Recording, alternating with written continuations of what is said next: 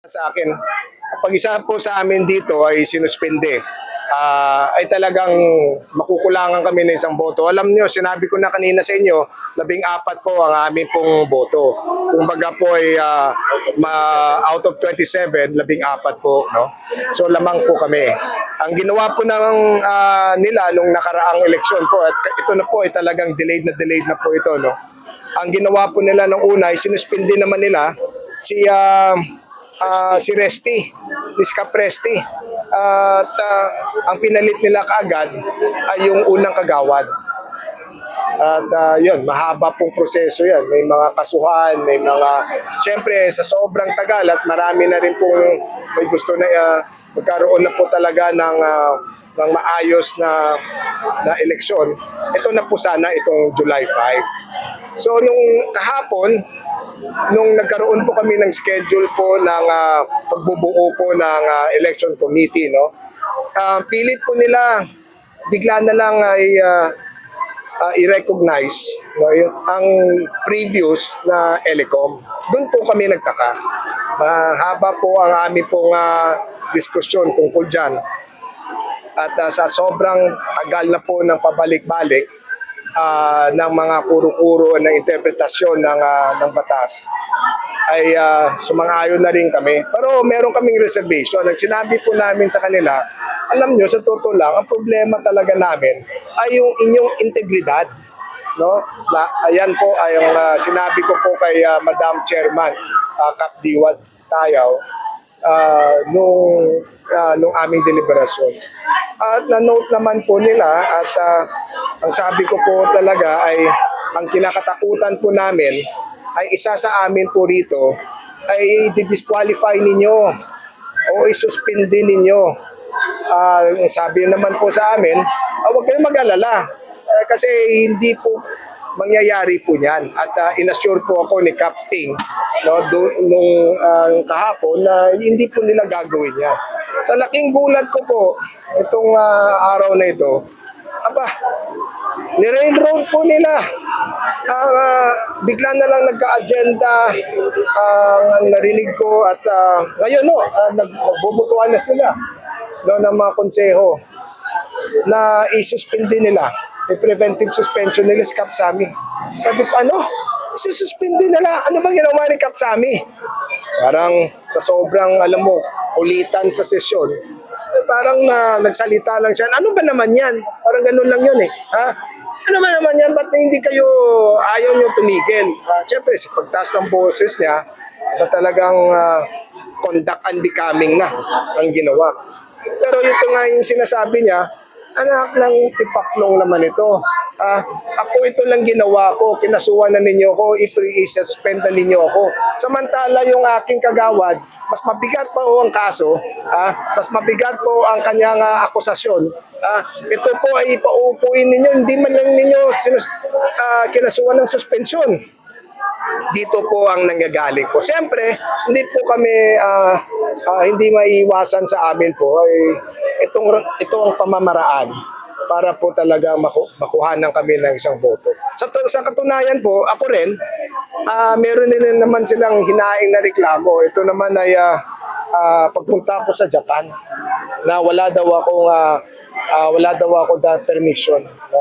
At ako, haba-haba. Bawat alis ko po dito sa pag pumunta po ko sa ibang bansa. Alam nyo naman po na meron po a legitimate businessman po tayo at marami po akong negosyo, hindi lang rito, kundi sa iba't ibang bansa. Nagpa-file po ako ng leave. Pagkatapos, napapirmahan ko po yan sa City Mayor ever since. Never po ako nakasuhan ng anything na absence without leave, even before Katakis administration. Ngayon lang ho, at ipatunayan ko na naman ulit na talaga po ang kanyang mga ganyang klaseng pamamaratang ay hindi totoo. At pero dahil po ako nag-file ng extension at hindi na rin po makakaabot, lalagpas po sa Friday na ito, pinagpaliban po nila yun. Ito po ang pinuntirya niya kasi hindi nag-file ng extension.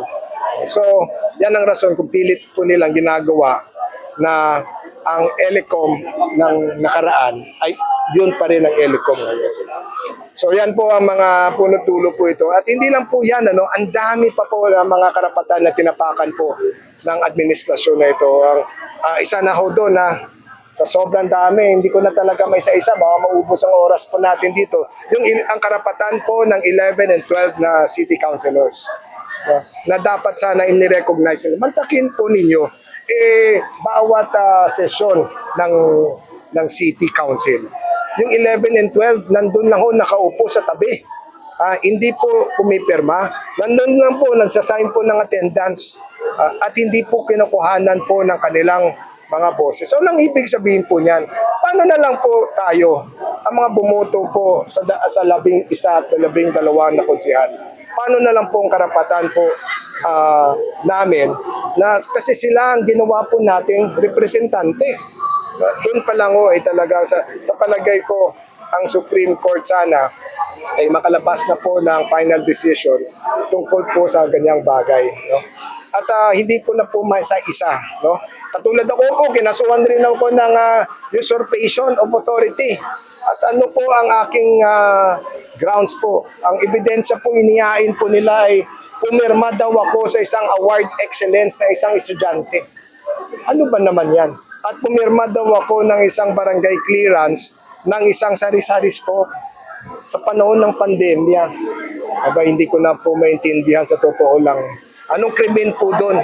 Okay sana kung nagpanggap ako na isang NBI o isang pulis para makakutong, para mangutong at kumita, para ako ay magkapera. Hindi po ganun. Yan po talaga ang diwa ng isang usurpation of authority. Pero hindi po Ang sinasabi po nila ay ako daw ay pumirma po sa isang award excellence po ng batang estudyante.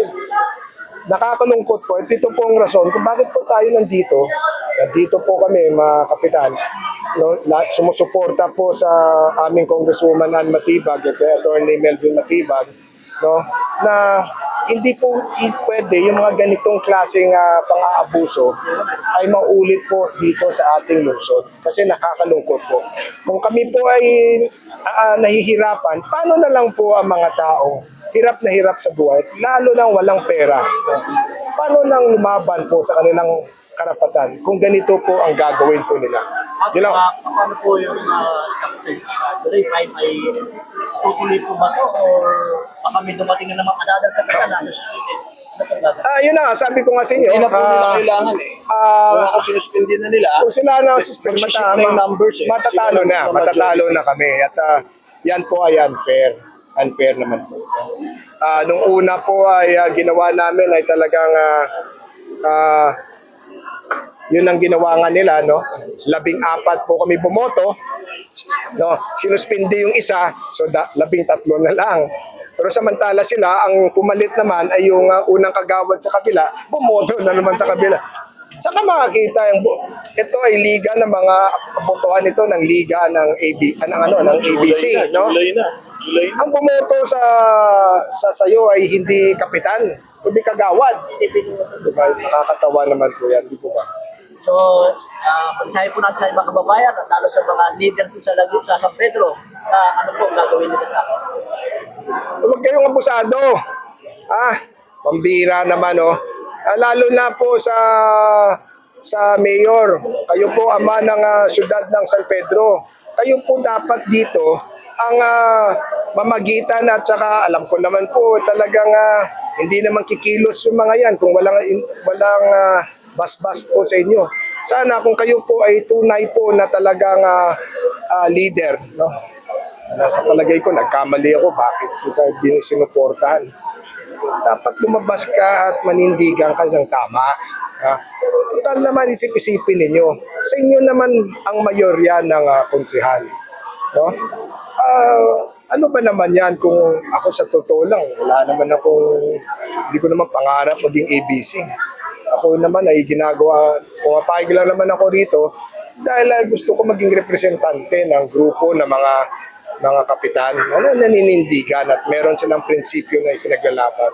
At yan ang rason kung bakit po ako ay pumapayag maging ABC. Pero sana po ang aking panawagan sa inyong mga konsihal na sinuportahan naman namin kayo. Kayo naman nandyan dahil karamihan sa amin ay talagang nangampanya para kayo manalo.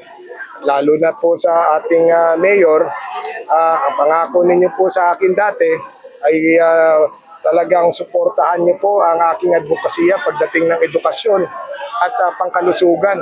Hanggang ngayon po, walang gumagalaw po dyan sa mga ospital na pinagawa ni dating Mayor Katakis at ang ating mga edukasyon dito. Ang ating mga ating eskwelahan dito ay marami na po talagang gusto may kusa magpagawa ng paralan. Hindi pa ho ninyo sinusuportahan. At well, ang panawagan ko lang po sa ulit sa inyo, wag naman abusado. Pero di ba nila, kung gusto niyo talagang ituloy yan, di ba may 2025 naman po, no? At doon na lang po babawi kami mga kababayan ninyo. Okay?